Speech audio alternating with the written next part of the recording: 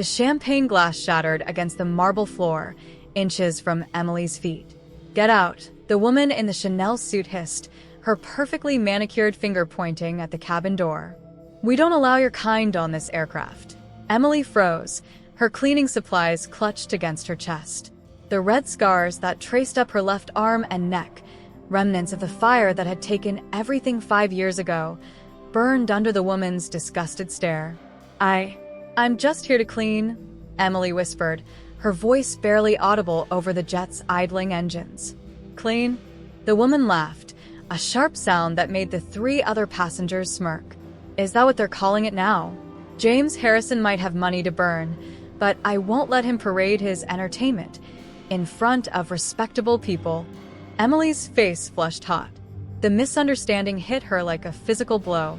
Her supervisor had sent her to detail Mr. Harrison's private jet before his flight to Singapore. A simple job, nothing more. But here she stood, in her simple gray uniform, scars exposed, being mistaken for something she wasn't. "Please, ma'am, there's been a mistake." "The only mistake," another passenger interrupted, a man in an expensive suit, "is Harrison's staff thinking they could sneak you aboard without us noticing. Does he think we're fools?" The cabin filled with cruel laughter. Emily's hands trembled. She'd faced judgment before. The stares in grocery stores, the whispers at bus stops, the children who pointed at her scars and asked their mothers what was wrong with her face. But this was different. This was humiliation wrapped in designer clothing and platinum credit cards. A tear escaped down her cheek, tracing the edge of a scar. "I need this job," she said quietly, more to herself than to them. "I need this job." "Then you should have thought about that before," the Chanel woman started. The cockpit door opened. "What's going on here?" The captain's voice cut through the tension. "Ms. Rivers, Mr. Patterson, why is there broken glass on my cabin floor?" This woman, Ms. Rivers gestured dismissively at Emily, was attempting to board the aircraft. "We're simply protecting Mr. Harrison's reputation. You know how these girls operate. They see a rich man and—" "That woman," the captain said firmly, "is Emily Carter. She's part of our contracted cleaning crew. She's supposed to be here." The silence that followed was deafening. Emily wanted to disappear. Even with the captain's defense, the damage was done. The assumptions had been made. The judgment had been passed.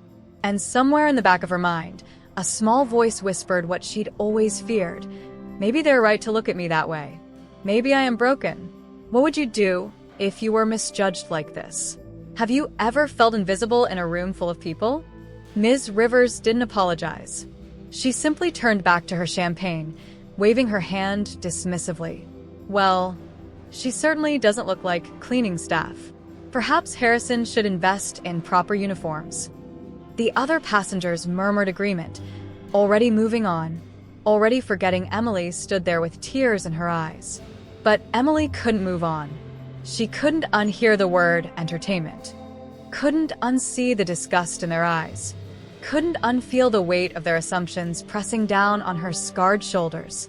"Miss Carter," the captain said gently, "perhaps it's best if you return tomorrow morning. I'll speak with your supervisor." "No." Emily's voice surprised even herself. "No, I need to finish the job. Please." She needed the money. More than that, she needed to prove something. To them, to herself, to the universe that kept knocking her down. She hadn't survived that fire, hadn't rebuilt her life from ash and agony, just to run away from people who didn't know her story. The captain studied her for a moment, then nodded. 30 minutes. Be quick." As Emily began working, methodically wiping down surfaces and vacuuming carpets, the passengers continued their conversation as if she were invisible, which she realized was somehow worse than their earlier hostility. "James is getting careless," Mr. Patterson said, swirling his whiskey. "First the failed merger in Tokyo, now he's making impulsive decisions. Heard he personally hired some charity case for his executive team. Probably another sob story that caught his attention." Ms. Rivers leaned in conspiratorially. "Between you and me, that bleeding heart of his is going to sink Harrison Enterprises. You can't run a $1 billion empire on feelings." Emily's hands moved automatically, polishing chrome fixtures until they gleamed. She'd perfected the art of becoming invisible, of fading into the background while the wealthy lived their lives around her. But their words cut deeper than they knew. A charity case. A sob story. Broken. "Excuse me," a soft voice said. Emily turned to find a young woman, barely out of college, sitting in one of the rear seats. Unlike the others, she wasn't dripping in designer labels. Her eyes held something different. Recognition. "I'm sorry," the woman said quietly, making sure the others couldn't hear. "About what they said. About how they treated you." Emily managed a small nod, not trusting her voice. "My sister," the woman continued, touching her own collarbone. "She has scars too. From a car accident. She's the bravest person I know." Something cracked in Emily's chest. One moment of kindness in an ocean of cruelty. It was almost too much to bear. "Thank you," Emily whispered. "They're wrong about you," the woman said. "I can see it. Whatever you've survived to get those scars, you're still standing. That takes strength they'll never understand." As the woman returned to her seat, Emily felt something shift inside her. Maybe she was broken. Maybe she did carry scars that made others uncomfortable. But she was also a survivor, a fighter, someone who'd crawled through hell and lived to tell the tale. She finished cleaning with her head held just a little higher. Have you ever been underestimated because of how you look? Drop a comment below. Emily Carter hadn't always been invisible. Once, she'd been a promising art student at NYU, her paintings displayed in small galleries across Brooklyn. Once, she'd had dreams bigger than skyscrapers and a smile that lit up rooms. Once, she'd had a family, a mother who called every Sunday, a little brother who looked up to her, an apartment filled with laughter and light. That was before the fire. Before the electrical fault in their building's ancient wiring turned Christmas Eve into a nightmare of smoke and flames. Before she dragged her unconscious brother through a collapsing hallway, his weight almost more than her burning arms could bear. Before the ceiling beam had fallen, pinning her against the wall while fire licked up her skin like a hungry beast. She'd saved him. Thomas had survived with barely a scratch. But their mother hadn't made it out. And Emily had been reborn in that fire, forged into someone new. Someone scarred. Someone the world looked at and saw tragedy instead of triumph. The insurance money had lasted 6 months. The medical bills had consumed everything else. Her scholarship had evaporated when she couldn't hold a paintbrush without her hand shaking from nerve damage. The galleries stopped calling. Friends stopped visiting, unable to reconcile the confident artist they'd known with the hollow-eyed woman who stared back from hospital mirrors. Now, at 26, Emily worked 3 jobs. Morning shift at a cafe, afternoon cleaning crew at the airport, night shift at the private aviation terminal.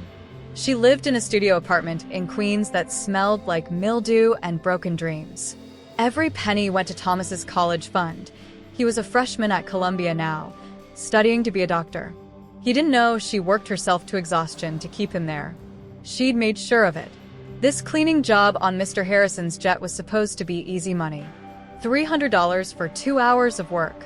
Enough to cover Thomas's textbooks for the semester. Instead, it had become another reminder that the world saw her scars before it saw her. As Emily finished the last row of seats, she noticed something. A leather portfolio tucked between cushions, forgotten by one of the passengers. She pulled it out, intending to leave it with the captain, when photographs spilled onto the floor. They were architectural renderings. A children's hospital, beautiful and modern, with gardens and bright colors. Notes in the margins detailed play therapy rooms, family suites, advanced treatment facilities. Find something interesting? The voice made Emily jump. She spun around, photographs scattering further. A man stood in the doorway of the jet. Tall, mid-30s, with dark hair slightly disheveled from the wind. He wore jeans and a simple black sweater, not the designer suits she'd expected, but his eyes held an intensity that made her breath catch. "I'm sorry, I found this and was going to..." Emily scrambled to gather the photos, her scarred hands clumsy with nerves. "It's okay," he said, moving closer. "It's my project. I must have left it behind." Their eyes met as he knelt to help her. And for the first time in 5 years, someone looked at Emily and didn't flinch. Didn't stare at her scars with pity or disgust. He just saw her. "You're the cleaning crew?" he asked. Emily nodded, waiting for disappointment to cross his face. For him to realize she was the woman his passengers had mocked. Instead, he smiled. "I'm James. Could you tell from someone's eyes that they see you differently? Have you met someone who changed how you saw yourself?" "James Harrison," Emily said softly, recognition dawning. You own this plane." Guilty. He handed her the last photograph, his fingers briefly brushing hers. If he noticed her scars, his expression didn't change. "Though I'm starting to think I should fire whoever's been flying my passengers around. I heard some of them gave you a hard time earlier." Emily's face burned. "You heard about that?" "The captain mentioned it." I'm sorry. "My guests forgot their manners somewhere between their trust funds and their entitlement." He said it with such casual disdain for his own associates that Emily almost laughed. Almost. "It's nothing I haven't heard before," she said quietly, standing to leave. "People make assumptions." "Because of the scars?" The directness of his question stunned her. Most people pretended not to notice, their eyes sliding away as if ignoring her injuries made them disappear. "Yes," she admitted, "because of the scars." James was quiet for a moment, studying the photographs in his hands. "This hospital I'm designing, it's for burn victims, mostly children. They'll need reconstructive surgeries, therapy, support. But they'll also need to see that life continues. That scars are just chapters in a longer story." Emily's throat tightened. That's beautiful. "My younger sister was burned in a house fire when she was 8, James continued, his voice gentle. "She survived, but the scars, they changed how people treated her. By the time she was 12, she wouldn't leave her room, wouldn't go to school. She believed she was a monster because that's what the world reflected back to her." "What happened to her?" Emily whispered. "She's a pediatric surgeon now, in Boston. She works with trauma patients, kids who've been through hell, and need someone who understands. Her scars became her superpower once she stopped letting others define her by them." He looked up, meeting Emily's eyes directly. "I'm guessing you have a story too. And maybe it was his honesty, or maybe it was the exhaustion of carrying her pain alone for so long." But Emily found herself talking.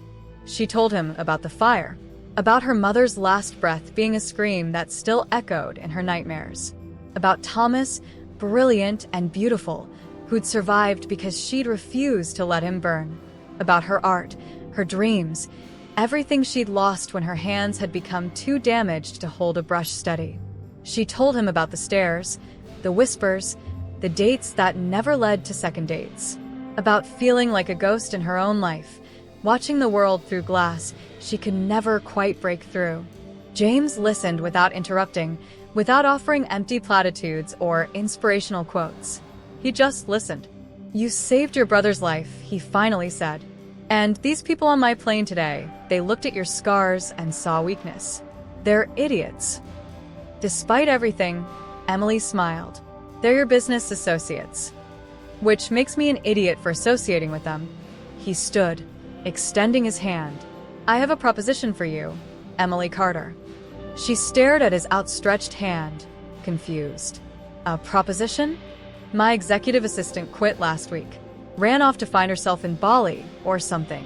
I need someone organized, honest, and brave enough to tell me when I'm being an idiot. The job pays $90,000 a year, full benefits, and you'd work directly with me on projects like this hospital." Emily's heart stopped. "Mr. Harrison, I clean planes. I'm not qualified to. You survived a fire and saved your brother's life. You worked 3 jobs to put him through college. You didn't run away today when my passengers humiliated you." James's expression was serious now, businesslike. "Trust me, Emily. You're more qualified than anyone I've interviewed. The question is, are you brave enough to say yes? What would you do if someone saw past your scars to your strength? Have you ever been offered a chance that seemed too good to be true?" Emily's hands shook as she stared at James Harrison's outstretched hand. $90,000. It was more money than she'd seen in her entire life combined. It was Thomas's tuition secured for 4 years. It was medical bills finally paid off. It was a future she'd stopped believing in. It was impossible. "I don't understand," she said, her voice barely above a whisper. "You don't know me. You don't know if I can even." "Take the weekend to think about it." James pulled a business card from his pocket, pressing it into her scarred palm. His touch was warm, steady, anchoring her to this surreal moment. "Call me Monday morning with your answer." "But, Emily, I didn't get where I am by ignoring my instincts. And my instincts say you're exactly who I need." He gathered his leather portfolio and moved toward the exit, then paused. "By the way, the cleaning company bills me $800 for a 2-hour detail. I'm guessing they pay you less than half that." Emily nodded mutely. $300, actually. "Corporate greed," James muttered. Another reason to trust her character over credentials. "Monday, Emily. Think about it." And then he was gone, leaving her alone in the gleaming cabin with a business card that felt like it might evaporate if she held it too tightly. That night, Emily couldn't sleep. She sat on her apartment's fire escape. The irony of finding peace on a fire escape wasn't lost on her, staring at James Harrison's card under the streetlights. James Harrison, CEO, Harrison Enterprises. Private number 917-555-0147. It had to be a mistake. A moment of impulse he'd regret by Monday. Men like James Harrison didn't hire women like her. Men like him dated supermodels and married into old money families. They didn't see past scars to the person underneath. Her phone buzzed. "Thomas. Hey sis. Got an A on my biochem exam. Professor said I'm top of the class. None of this would be possible without you. Love you infinity." Emily's eyes burned with tears. Everything she did, every humiliation she endured, every exhausted morning after working until 3 a.m., it was all for moments like this. Thomas's success was her redemption. But what if James Harrison was serious? What if she could give Thomas even more, not just tuition, but a sister who wasn't slowly killing herself to provide for him? On Saturday morning, Emily did something she hadn't done in 5 years. She went to an art supply store. Her hands trembled as she picked up a paintbrush. The scarred tissue on her palm pulled tight, the nerves damaged and unpredictable. But she bought a small canvas anyway, along with basic acrylics. $30 she probably shouldn't spend. Back in her apartment, she tried to paint. The brush felt foreign in her grip, like trying to write with her non-dominant hand. The lines came out shaky, uncertain. Nothing like the confident strokes that had once flowed from her fingers as naturally as breathing. She was about to give up when her phone rang. Unknown number. "Hello. Emily? It's James Harrison. I hope I'm not bothering you." Her heart raced. "No, I know. Not at all." "Good. Listen, I'm at the hospital site, the one I showed you yesterday. I was wondering if you'd like to see it in person. No pressure about the job. I just thought, maybe you'd appreciate seeing what we're building." 20 minutes later, Emily stood in front of a construction site in Brooklyn, watching James Harrison gesture enthusiastically at what was currently just concrete and steel beams. "Over there," he pointed, "will be the therapy wing. Art therapy, music therapy, play therapy. Studies show creative expression helps trauma victims process what they've been through, especially kids who can't verbalize their pain yet." Emily walked closer, seeing past the construction to the vision. "Art therapy saved my life," she said quietly. "After the fire, I couldn't talk about it, couldn't even think about it, but I could paint it. All the fear and rage and grief. It came out on canvas." James turned to her, his expression thoughtful. "Do you still paint?" "I can't." She held up her scarred hands. "Nerve damage. My hands shake too much now." "Or maybe," James said carefully, "your hands shake because you're afraid. Afraid that if you can't paint the way you used to, it means the fire took that part of you forever." The words hit like a physical blow. How did this stranger see so clearly what she'd hidden even from herself? "Maybe both things are true," she whispered. They stood in silence, watching construction workers maneuver steel beams into place. The sun was setting behind the Manhattan skyline, painting everything gold and rose. My sister once told me, James said, that the fire didn't take her old life. It gave her a new one. A harder one, yes. A more painful one, but also a more authentic one. She said she'd never go back to being the person she was before because that girl didn't know what she was capable of surviving. Emily felt tears on her cheeks. Your sister sounds incredible. She is. And so are you, Emily. Whether you take this job or not, I hope you remember that. Has fear ever stopped you from pursuing something you loved? What would you do if someone believed in you more than you believed in yourself? Monday morning, Emily called the number on James Harrison's card. I'll take the job, she said, her voice shaking but determined. But I need you to know I might fail. I might not be what you think I am. James's laugh was warm through the phone. Emily, the only people who never fail are the people who never try. Welcome to Harrison Enterprises. Can you start today? Within 3 hours, Emily found herself in a glass office tower in Midtown, being given a security badge and a laptop and a desk outside James's corner office.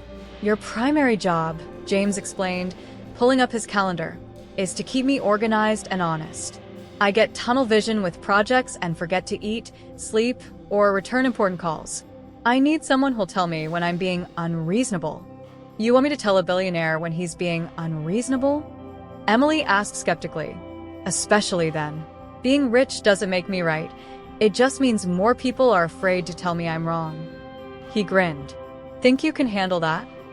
Over the next weeks, Emily discovered that James Harrison was nothing like she'd expected. He showed up to the office in jeans most days.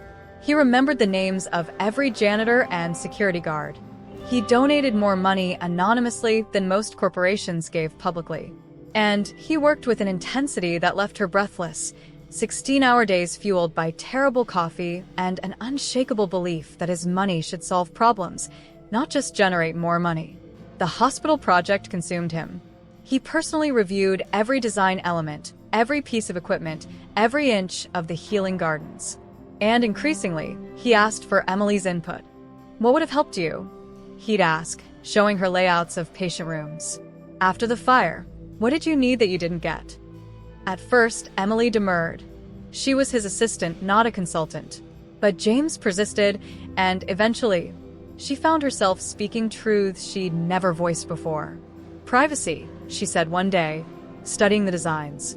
Not just physical privacy, but emotional privacy. After my surgeries, everyone wanted to see my scars, to know my story. Doctors, nurses, therapists, all of them poking and prodding and asking questions. I felt like a specimen, not a person. James immediately revised the plans to include private healing suites where families could recover without constant intrusion. Hope, she said another time. The hospital where I recovered was so sterile, so clinical. White walls and beeping machines and the smell of antiseptic. It felt like a place for dying, not healing. These kids need color, life, beauty. The healing gardens tripled in size in the next design iteration. Slowly, Emily realized that James wasn't just building a hospital. He was building a haven. A place where people who'd been broken could discover they were actually stronger in the broken places. And slowly, she realized she was falling in love with him. It happened in small moments. The way he listened with his whole body when she spoke. The way he noticed when she was tired and sent her home early. The way he looked at her, really looked past the scars to the woman underneath, and seemed to like what he saw. But Emily kept her feelings locked down tight. Men like James Harrison didn't fall for women like her. He was kind, yes. Compassionate. But kindness wasn't love. And she couldn't bear the thought of misreading his gestures and losing the best job, the best life she'd ever had. One evening, working late on hospital fundraising materials, James set down his pen and studied her. Can I ask you something personal? Emily's heart jumped. Okay. Why don't you paint anymore? Not can't. Why don't you try? She looked down at her scarred hands. Because if I try and fail, it means the fire really did take that from me. As long as I don't try, I can pretend I'm still an artist underneath all this. James was quiet for a long moment. Then he stood and walked to a closet she'd never seen him open. He returned with a canvas, paints, and brushes. Paint something. Right now. It doesn't have to be good. It just has to be yours. James, I can't. You can't or you won't? His eyes held challenge and encouragement in equal measure. Emily Carter, you're brave enough to walk into a boardroom full of people who judge you on sight and command their respect anyway. You're brave enough to rebuild your entire life from ashes. You're telling me you're not brave enough to make a mess with some paint. Her hands shook as she picked up the brush. And then, for the first time in 5 years, Emily Carter began to paint. Have you ever been too afraid to try something you once loved? Who in your life has pushed you to be braver? The brush moved across the canvas, clumsy at first, then with increasing confidence. Emily didn't try to paint realistically. Her damaged nerves wouldn't allow the precision she'd once commanded. Instead, she let emotion guide her. Bold strokes of orange and red, dark blacks and soft grays, fire and ash, destruction and survival, pain and beauty intertwined. James watched in silence, not interrupting, barely breathing. When she finally stepped back, her cheeks were wet with tears she hadn't realized she was crying. The painting was raw, visceral, nothing like her polished art school work. It was messy and honest and real. It was the truest thing she created in 5 years. Emily, James said softly. That's extraordinary. It's a mess, she whispered. It's brave. He moved closer, studying the canvas. It's someone refusing to let tragedy have the last word. It's beautiful. Their eyes met. The air between them felt electric, charged with everything unsaid. Emily started, then stopped. What was she doing? He was her boss, her savior, the man who'd given her a second chance at life. She couldn't complicate that with feelings he almost certainly didn't share. But James stepped closer. You what? I need to tell you something, Emily said, her courage failing. Ms. Rivers, the woman from the plane, she called my desk yesterday. She wanted to speak with you about the Singapore project. James frowned. And when I told her I was your executive assistant, she laughed. Said you'd lost your mind. Said I was clearly that you'd obviously hired me for reasons other than professional qualifications. Emily's voice dropped. She told me to be careful, that men like you get bored quickly, and when you do, women like me end up back where we started. Anger flashed across James's face. Emily, she's right, isn't she? Emily continued, the words tumbling out in a rush. About me being unqualified. About this being charity. I've been here 6 weeks, and I'm still learning things your previous assistant knew instinctively. You could hire someone with an MBA, someone polished and professional, someone who doesn't. Someone who doesn't have scars? James finished quietly. Emily fell silent. Is that what you think this is? James asked. Charity? Pity for the poor burned girl? I don't know what to think. Emily's voice cracked. You're James Harrison. You're brilliant and successful, and you could have anyone working for you, dating you in your life. Why would you choose me unless I saw past your scars to the most extraordinary person I've met in years? James moved closer, his voice intense. Emily, I didn't hire you despite your scars. I didn't hire you because of your scars either. I hired you because in 30 seconds of watching you refuse to run away from people who'd humiliated you, I saw more strength than I've seen in boardrooms full of Harvard MBAs. I hired you because when I showed you pictures of a hospital for burned children, your eyes lit up with understanding and compassion, not pity or discomfort. I hired you because you're brilliant and honest and brave. I'm not brave, Emily whispered. I'm terrified every single day. Terrified of failing. Terrified that people will realize I don't belong in your world. Terrified that. That what? That I'm falling in love with you, and you'll never see me as anything more than a project. Another person to save.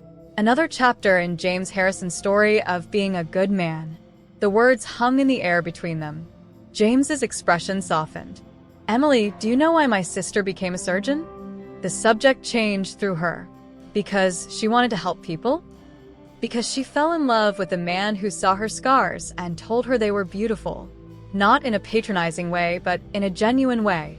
He said her scars proved she'd survived something most people couldn't imagine. He said they were evidence of her strength, not her weakness.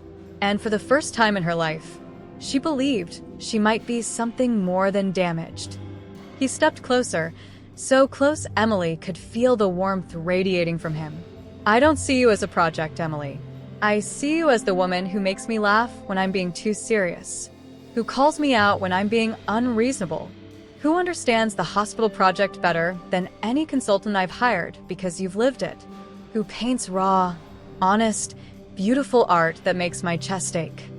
James, I'm falling in love with you too, he said simply. Happened since you refused to run away from my terrible passengers. And I have no idea if you'll ever believe that, but I'm willing to spend as long as it takes proving it. Emily's world tilted. You can't mean that. Can't I? James smiled, sad and hopeful at once.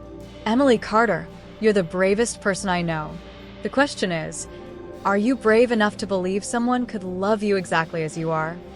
Have you ever been too afraid to believe in love? What would you risk for a chance at happiness? Emily didn't answer. She couldn't. Years of self-protection, of building walls around her heart, of believing she was unlovable, it all crashed down at once, leaving her speechless. James waited, patient and terrified in equal measure. I need time, Emily finally whispered. I need to think. She left the office, the painting forgotten, her heart racing. For 3 days, Emily avoided James. She called in sick, ignoring his concerned messages. She walked Thomas through Central Park. He was home for fall break, and tried to explain feelings she didn't understand herself. He says he loves me, she told her brother, watching autumn leaves spiral through the air. But Thomas, he's James Harrison. I'm just... Don't, Thomas interrupted firmly. Don't finish that sentence by diminishing yourself. You saved my life. You sacrificed everything to make sure I had a future. You're the strongest person I know. If this guy can't see that, he's an idiot. But if he can see it, maybe you should let yourself believe him. What if he changes his mind? What if he wakes up one day and realizes he could have someone without baggage, without scars, without... What if he doesn't? Thomas countered. What if you push away the best thing that's ever happened to you because you're too afraid to believe you deserve it? On the 4th day, Emily returned to the office. She walked past her desk, past the assistants and executives who'd grown used to seeing her there, straight to James's office. He looked up from his laptop, relief flooding his face. Emily, are you okay? I need to say something, she said, closing the door behind her. And I need you to listen without interrupting. James nodded, setting aside his work. You're right, Emily began, her voice shaking. I've been terrified, not just of you, but of hoping. Hope is dangerous when you've lost everything. Hope is what breaks you when it doesn't work out. After the fire, I hoped my mother would survive, and she didn't.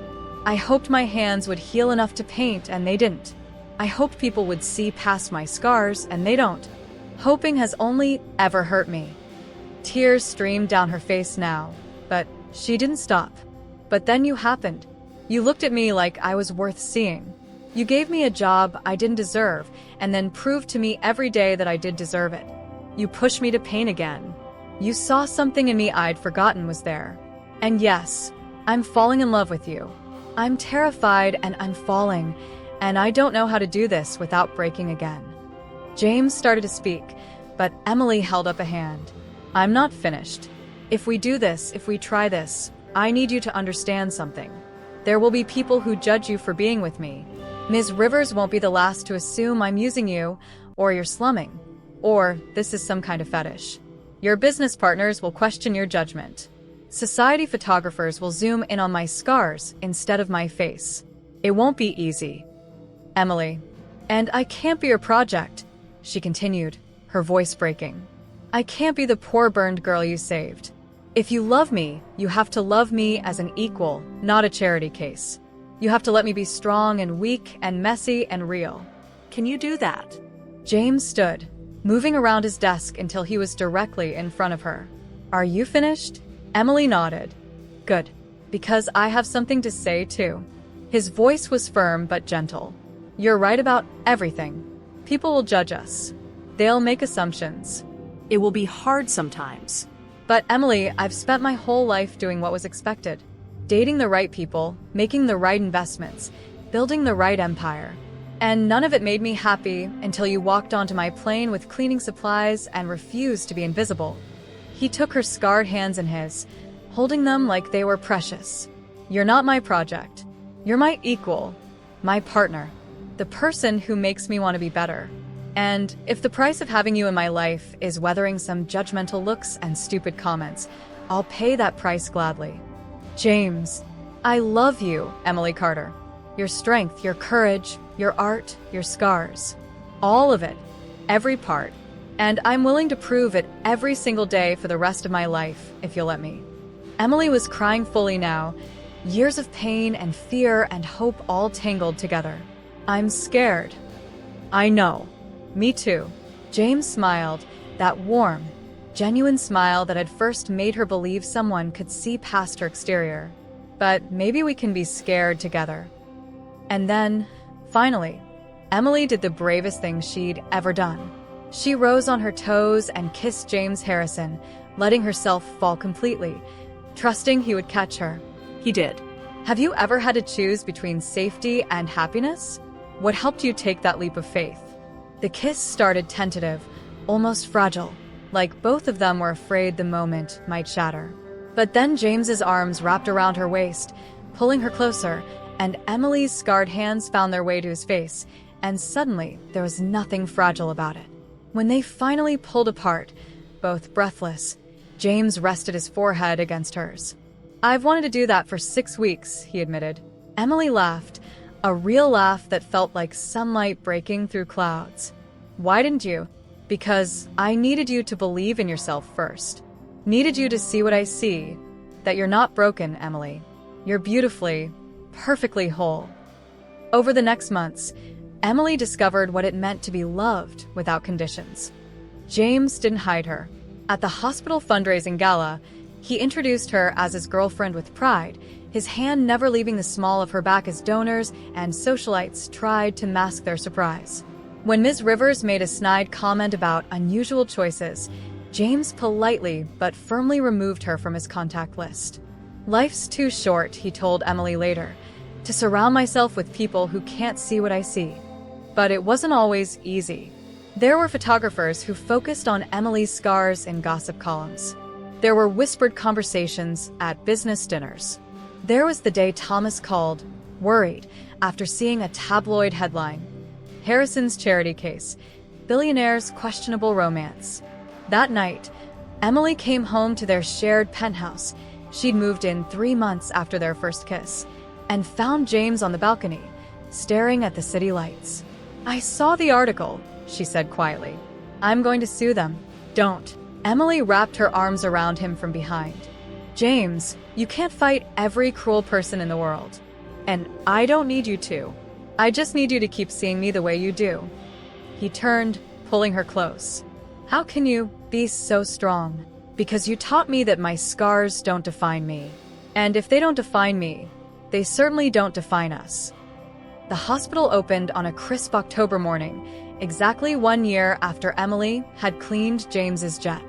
The building was stunning, all glass and gardens and light. In the art therapy wing, Emily's paintings hung on the walls, bold, honest pieces that spoke of pain transformed into beauty. At the ribbon-cutting ceremony, James surprised her. "This hospital exists because of many people," he told the crowd of donors and press. "But it exists in this form because of one person specifically. Emily Carter, my partner in every sense of the word, used her own experience surviving a fire to help design a space that honors trauma while refusing to be defined by it. She proved that scars are not endings, they're beginnings of new chapters." He turned to Emily, standing beside him in a blue dress that made her eyes shine. "Emily, you've changed my life. You've changed this project. And you've shown me what real courage looks like. So I have a question to ask you. Emily's heart stopped as James knelt. Emily Carter, will you marry me and let me spend the rest of my life proving that you are always worthy of every good thing? That your scars are beautiful because they're part of your story? That you're not a project or a charity case, but the love of my life? Through tears, Emily laughed. You're really proposing at a hospital opening? I'm proposing at the place we built together. Where better? Yes, Emily said, pulling him up and kissing him as cameras flashed and the crowd applauded. Yes, of course, yes. That night, lying in bed with her engagement ring catching moonlight, Emily thought about the woman she'd been a year ago. That woman had believed she was invisible, unlovable, defined entirely by tragedy. But that woman had been wrong. What are you thinking? James asked, his arm around her shoulders. That I'm glad I didn't run away that day on the plane. That I'm glad I was brave enough to try painting again. That I'm glad I let myself fall in love with you. James kissed her scarred shoulder, a gesture he'd made countless times, a reminder that every part of her was loved. I'm glad you cleaned my plane. Emily laughed. Best $300 I never earned. Actually, James said with a grin, I've been meaning to tell you. I paid the cleaning company for that job. But I also left an envelope with the captain that night, $5,000 with instructions to give it to you specifically for showing grace under pressure. Emily sat up. You what? You never got it? No. James Harrison, did you let me think I'd worked for free? I thought you'd received it. I'm firing that captain. But he was laughing, pulling her back down. I'll write you a check tomorrow. With interest.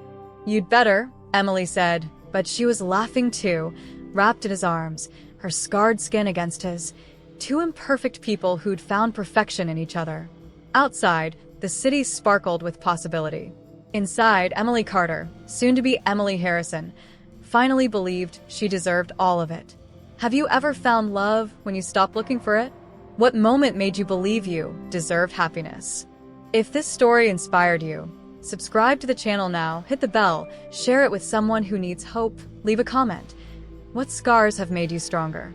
Give us a powerful like to support Blaze. This is our first video, and in the next ones, we'll recommend the previous one. Join us in this mission of stories that transform lives. Thank you for being here.